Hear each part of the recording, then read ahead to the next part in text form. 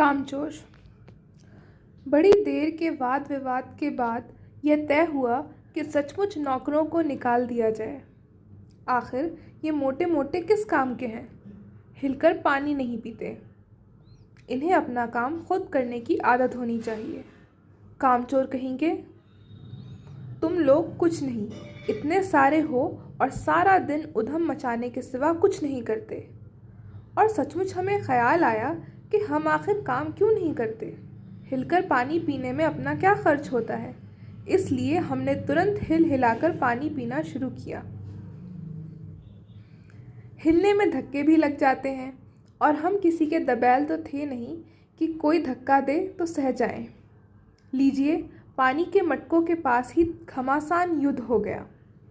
सुराहियां उधर लुढ़कीं, मटके इधर गए, कपड़े भीगे सो अलग। यह भला काम करेंगे, अम्मा ने निश्चय किया। करेंगे कैसे नहीं? देखो जी, जो काम नहीं करेगा उसे रात को खाना हरगिज नहीं मिलेगा, समझे? यह लीजिए, बिल्कुल शाही फरमान जारी हो रहे हैं। हम काम करने को तैयार हैं, काम बताए जाएं। हमने दुहाई दी। बहुत से काम है जो तुम कर सकते हो। मिसाल के लिए, यह दरी कितनी मैली हो रही है, आंगन में कितना कूड़ा पड़ा है, पेड़ों में पानी देना है, और भाई मुफ्त तो ये काम करवाए नहीं जाएंगे, तुम सबको तनख्वाह भी मिलेगी। अब्बा मियाँ ने कुछ काम बताए और दूसरे कामों का हवाला भी दिया। माली को तनख्वाह मिलती है, अगर सब बच्चे मिलकर पानी डालें तो हे खुदा के लिए घर में बाढ़ आ जाएगी, अम्मा ने याचना की। फिर भी तनख्वाह के सपने देखते हुए हम लोग काम पर तुल गए। एक दिन फर्शी दरी पर बहुत से बच्चे जुट गए और चारों ओर से कोने पकड़कर झटकना शुरू किया। दो चार ने लकड़ियां लेकर धुआंधार पिटाई शुरू कर दी। सारा घर धूल से अट गया। खांसते खांसते सब बेदम हो गए। सारी धूल जो दरी पर थी, जो फर्श पर थी, सबके सिरों पर जम गई, नाकों और आंखों में घुस गई। बुरा हाल हो गया सबका। हम लोगों को तुरंत आंगन में निकाला गया। वहाँ हम लोगों ने फौरन झाड़ू देने का फैसला किया। झाड़ू क्योंकि एक थी और तनख्वाह लेने वाले उम्मीदवार बहुत, इसलिए क्षण भर में झाड़ू के पुर्जे उड़ गए। जितनी सीके जिसके हाथ पड़ी वह उनसे ही उल्टे सीधे हाथ मारने लगा। अम्मा ने सिर पीट लिया। भाई, ये बुजुर्ग काम करने दें तो इंसान काम करे। जब ज़रा ज़रा सी बात पर टोकने लगे तो बस हो चुका काम। असल में झाड़ू देने से पहले ज़रा सा पानी छिड़क लेना चाहिए। बस ये ख्याल आते ही तुरंत दरी पर पानी छिड़का गया। एक तो वैसे ही धूल से अटी हुई थी, पानी पड़ते ही सारी धूल कीचड़ बन गई। अब सब आंगन से भी निकाले गए। तय हुआ कि पेड़ों को पानी दिया जाए। बस सारे घर की बाल्टियां, लोटे, तसले, भगोने, पतीलियां लूट ली गईं। जिन्हें ये चीज़ें भी ना मिलीं, वे डोंगे, कटोरे और गिलास ही ले भागे। अब सब लोग नल पर टूट पड़े। यहाँ भी वह घमासान मची कि क्या मजाल जो एक बूंद पानी भी किसी के बर्तन में आ सके। ठूसम ठास। किसी बाल्टी पर पतीला और पतीले पर लोटा और भगोने और डोंगे। पहले तो धक्के चले, फिर कुहनियाँ और उसके बाद बर्तन। फौरन बड़े भाइयों, बहनों, मामुओं और दमदार मौसियों, फूफियों की कुमक भेजी गई। फौज मैदान में हथियार फेंककर पीठ दिखा गई। इस धींगा मुश्ती में कुछ बच्चे कीचड़ में लथपथ हो गए, जिन्हें नहलाकर कपड़े बदलवाने के लिए नौकरों की वर्तमान संख्या काफ़ी नहीं थी। पास के बंगलों से नौकर आए और 4 आना प्रति बच्चा के हिसाब से नहलवाए गए। हम लोग कायल हो गए कि सचमुच यह सफाई का काम अपने बस की बात नहीं और ना पेड़ों की देखभाल हमसे हो सकती है। कम से कम मुर्गियां ही बंद कर दें। बस शाम ही से जो बांस छड़ी हाथ पड़ी लेकर मुर्गियां हाँकने लगे, चल दड़बे दड़बे। पर साहब, मुर्गियों को भी किसी ने हमारे विरुद्ध भड़का रखा था।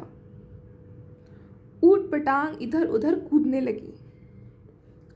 दो मुर्गियां खीर के प्यालों से, जिन पर आया चांदी के वरक लगा रही थी, दौड़ती फड़फड़ाती हुई निकल गईं। तूफान गुजरने के बाद पता चला कि प्याले खाली हैं और सारी खीर दीदी के कामदानी के दुपट्टे और ताज़े धुले सिर पर लगी हुई है। एक बड़ा सा मुर्गा अम्मी के खुले हुए पानदान में कूद पड़ा और कत्थे चूने में लथड़े हुए पंजे लेकर नानी अम्मा की सफ़ेद दूध जैसी चादर पर छापे मारता हुआ निकल गया। एक मुर्गी दाल की पतीली में छपाक मारकर भागी और सीधी जाकर मोरी में इस तेज़ी से फिसली कि सारी कीचड़ मौसी जी के मुंह पर पड़ी, जो बैठी हुई हाथ मुंह धो रही थीं। इधर सारी मुर्गियां बेनकेल का ऊंट बनी चारों तरफ दौड़ रही थीं। एक भी दड़बे में जाने को राजी न थी। इधर किसी को सूझी कि जो भेड़ें आई हुई हैं, लगे हाथों उन्हें भी दाना खिला दिया जाए। दिन भर की भूखी भेड़ें दाने का सूप देखकर जो सब की सब झपटी तो भागकर जाना कठिन हो गया। लष्टम पष्टम तख्तों पर चढ़ गईं। पर भेड़ चाल मशहूर है।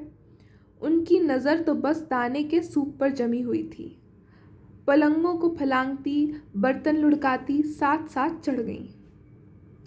तख्त पर बानी दीदी का दुपट्टा फैला हुआ था, जिस पर गोखरी, चंपा और सलमा सितारे रख कर बड़ी दीदी मुगलानी बुआ को कुछ बता रही थी। भेड़ें बहुत निसंकोच सबको रौंदती मेंगनों का छिड़काव करती हुई दौड़ गईं। जब तूफान गुजर चुका तो ऐसा लगा जैसे जर्मनी की सेना टैंकों और बमबारों सहित उधर से छापा मारकर गुजर गई हो।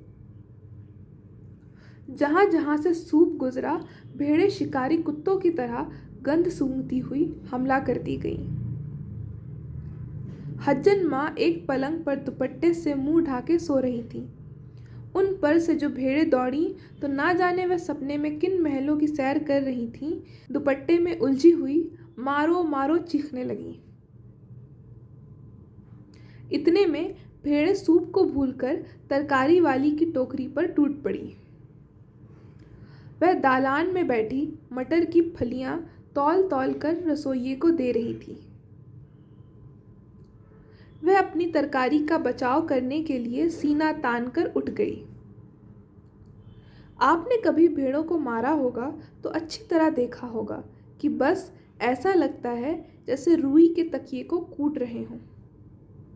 भेड़ को चोट ही नहीं लगती। बिल्कुल यह समझकर कि आप उससे मजाक कर रहे हैं, वह आप ही पर चढ़ बैठेगी। जरा सी देर में भेड़ों ने तरकारी छिलकों समेत अपने पेट की कड़ाही में झोंक दी। इधर यह प्रलय मची थी, उधर दूसरे बच्चे भी लापरवाह नहीं थे। इतनी बड़ी फौज थी जिसे रात का खाना ना मिलने की धमकी मिल चुकी थी। वे 4 भैंसों का दूध दूहने पर जुट गए। धुली बेधुली बाल्टी लेकर 8 हाथ 4 थनों पर पिल पड़े। भैंस एकदम जैसे चारों पैर जोड़कर उठी और बाल्टी को लात मारकर दूर जा खड़ी हुई। तय हुआ कि भैंस की अगाड़ी पिछाड़ी बांध दी जाए और फिर काबू में लाकर दूध दूह लिया जाए। बस झूले की रस्सी उतारकर भैंस के पैर बांध दिए गए। पिछले 2 पैर चाचा जी की चारपाई के पायों से बांधे, अगले 2 पैरों को बांधने की कोशिश जारी थी कि भैंस चौकन्नी हो गई। छूटकर जो भागी तो पहले चाचा जी समझे कि शायद कोई सपना देख रहे हैं। फिर जब चारपाई पानी के ड्रम से टकराई और पानी छलक कर गिरा तो समझे कि आंधी तूफान में फंसे हैं। साथ में भूचाल भी आया हुआ है। जल्दी ही उन्हें असली बात का पता चल गया और वह पलंग की दोनों पट्टियां पकड़े जो को छोड़ देने वाले को बुरा भला सुनाने लगे। यहाँ बड़ा मज़ा आ रहा था। भैंसें भागी जा रही थी और पीछे पीछे चारपाई और उस पर बैठे हुए थे चाचा जी। ओहो, एक भूल ही हो गई, यानी बछड़ा तो खोला ही नहीं, इसलिए तत्काल बछड़ा भी खोल दिया गया। तीर निशाने पर बैठा और बछड़े की ममता में व्याकुल होकर भैंस ने अपने खुरों को ब्रेक लगा दिए। बछड़ा तत्काल जुट गया। धोने वाले गिलास कटोरे लेकर लपके, क्योंकि बाल्टी तो छपाक से गोबर में जा गिरी थी। बछड़ा फिर बागी हो गया। कुछ दूध जमीन पर और कपड़ों पर गिरा। 2-4 धारें गिलास कटोरी पर भी पड़ गईं। बाकी बछड़ा पी गया। यह सब कुछ कुछ मिनट के 3/4 में हो गया। घर में तूफान उठ खड़ा हुआ। ऐसा लगता था जैसे सारे घर में मुर्गियां, भेड़ें, टूटे हुए तसले, बाल्टियां, लोटे, कटोरे और बच्चे थे। बच्चे बाहर किए गए, मुर्गियां बाग में हाँकी गईं, मातम सा मनाती तरकारी वाली के आंसू पोंछे गए और अम्मा आगरा जाने के लिए सामान बांधने लगी। या तो बच्चा राज कायम कर लो या मुझे ही रख लो, नहीं तो मैं चली मायके, अम्मा ने चुनौती दे दी। पर अब्बा ने सबको कतार में खड़ा करके पूरी बटालियन का कोर्ट मार्शल कर दिया। अगर किसी बच्चे ने घर की किसी चीज़ को हाथ लगाया तो बस रात का खाना बंद हो जाएगा। ये लीजिए, इन्हें किसी करवट शांति नहीं। हम लोगों ने भी निश्चय कर लिया कि अब चाहे कुछ भी हो जाए, हिलकर पानी भी नहीं पिएंगे।